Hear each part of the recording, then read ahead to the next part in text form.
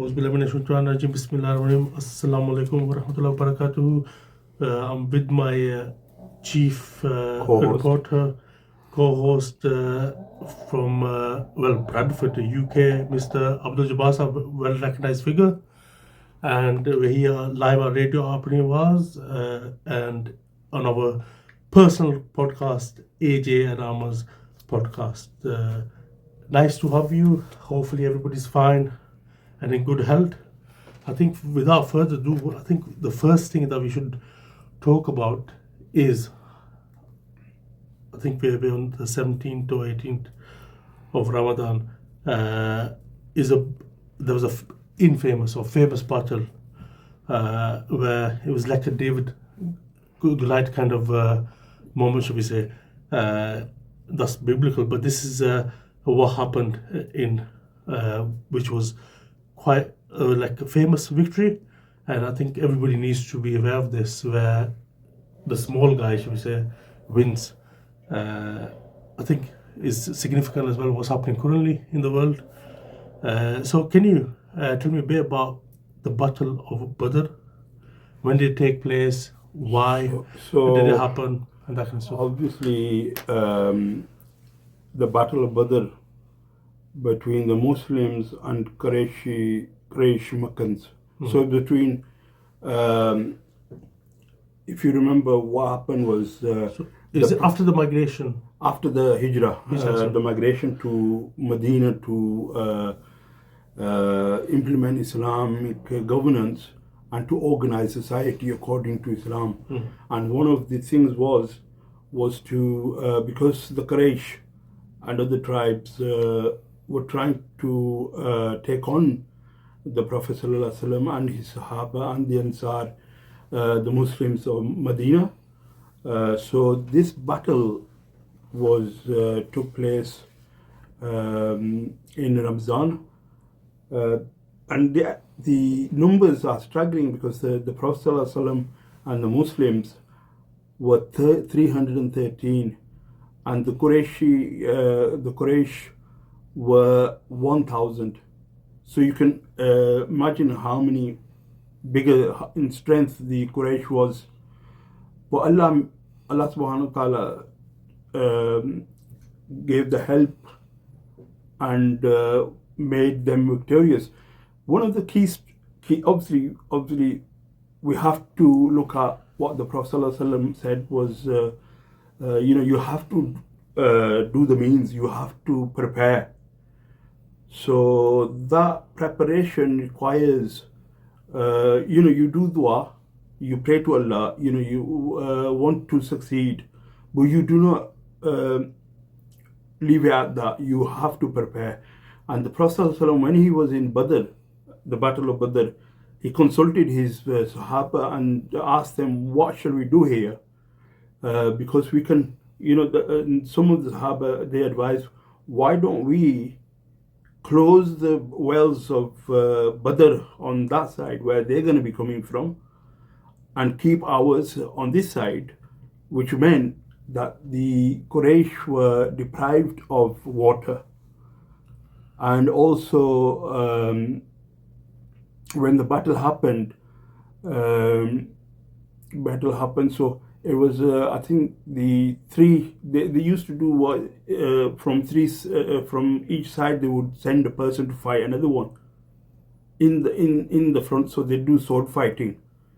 And 3 people were sent forward, which I think it was Abu Jahl who said, no, send us our peers.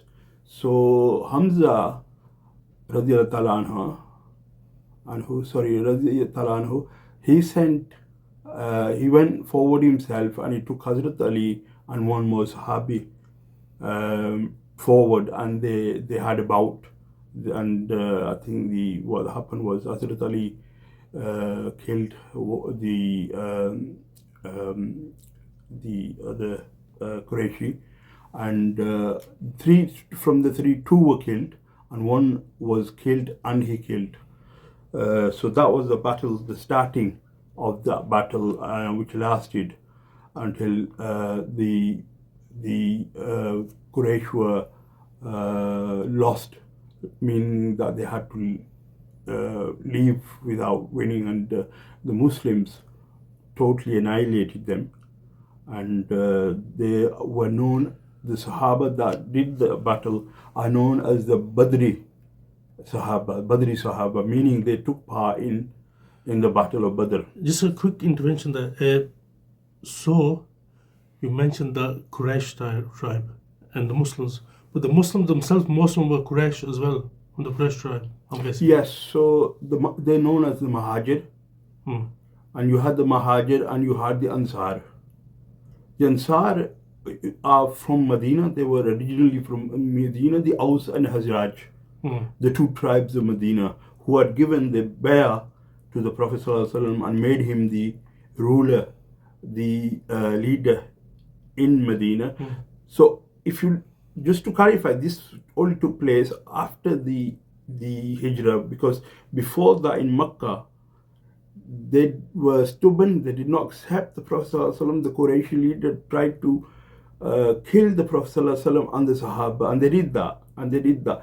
So it was only after the Prophet ﷺ going to over 40 tribes in 4 years, every tribe rejected and said, put conditions on that we will support you and we will give you the authority if you make us the leaders after you. So after that, you see, this went on for 44 years, and it's a method, the part of the method of the Prophet ﷺ to establish the Islamic governance, meaning the ruling system of Islam, the state. It's a part method of the Prophet that to contact those tribes that had power, that had legitimacy, and had the strength to protect the Deen and the Prophet ﷺ. Just a detailed question. In terms of weaponry, what weaponry was it? Did they have similar in terms of weaponry, or did they have more or less kind of? The Sahaba and the Muslims and the Ansar, they had very few camels, a few camels and a few horses. And if you look on the other side, they had the latest. So they had the best of best equipment, or as you can say. But they had other tribes as well. So we have to look at 1,000 of them, and they were the top notch of military that they could hatch up. So every tribe in Makkah, they sent people to fight, and they were wanted to exterminate the Muslims and Islam from Medina. Yeah. So I think just for the record, there were 313, should we say, men who on the side of the Muslims, and the non-Muslims there were 1,000. But I think in terms of like what they actually had, like the Muslims had only 2 horses, 70 camels, where the numbers are tenfold for the other side, the opposition, the non-Muslims, but they had 300 horses and 700 camels. So I think that shows the difference. Yeah. And strength. do you think there was divine intervention, or how did We believe that how did this small amount of people win against a more organized? Yeah. Because I think we go to these classes where they tell us that these tribes were like the royals. The Quraysh were the royals at the time. So how did they manage? So the Quraysh were the ones in charge of Makkah. They looked after the Kaaba and the gods, idols of the tribes. So they were respected because they had the whole Arabian Peninsula. The tribes would come and leave their idols there. So you're asking about Quraysh, who were they? Basically, they were like, you had ruling structure, a parliament. In those days, they had Dar al-Nadwa, where the Quraysh leadership and the elites would meet and discuss how to manage, the Hajj and the other, trade routes and stuff like that.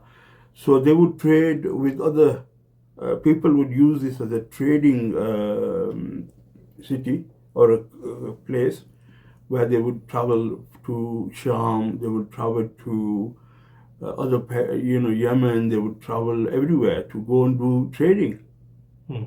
And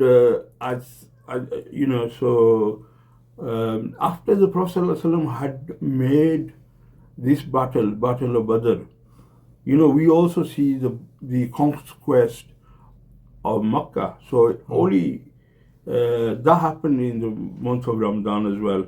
But you asked about divine intervention. Of course, this is mentioned that the angels came down and helped the fight the Quraysh. So there was divine intervention. Now people ask, how do you know that? Well, the thing is, the Quran is from Allah subhanahu wa ta'ala. And the Prophet ﷺ, whatever his speech is nothing but wahi. So it's mentioned about the angels helping the Muslims and at that time the Sahaba. I'm guessing that's from the Hadith. Yeah.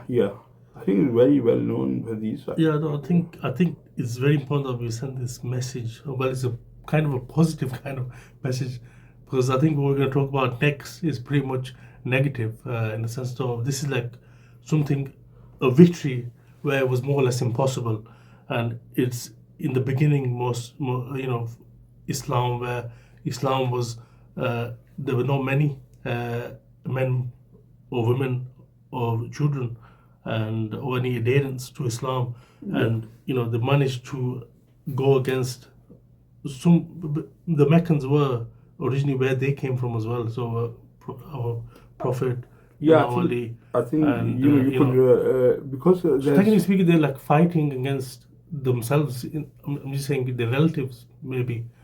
I mean, I think it was Abu Jahl whose son killed him, and son killed who?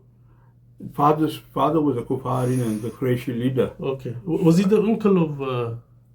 No, this is another well-known Qurayshi leader. Okay. His name was Abu Jahl. And from the Umars, his name was Umar as well, and there was another Umar ibn, the one that became the second Khalifa. That one, the Prophet ﷺ did dua that of the two Umars, give me one. And Hazrat Umar Farooq, he was the second Khalifa and he was won over to Islam. But obviously what happened with like I was saying, Abu Jahl, as he was known, he was killed by his own children, because in Islam, you have that, when somebody is fighting you and trying to kill you and kill the Prophet ﷺ, who is more beloved to the Muslims than themselves. So this is basically natural love that the Sahaba and the Muslims had for the Prophet ﷺ. MashaAllah, I've heard this story many times. No, story is actual factual, historical event. And I didn't know that particular aspect. So we always learn. I think it's very important that our children and many others who are new to Islam learn this as well. We're going to go for a short break. We'll be back very soon. Take care.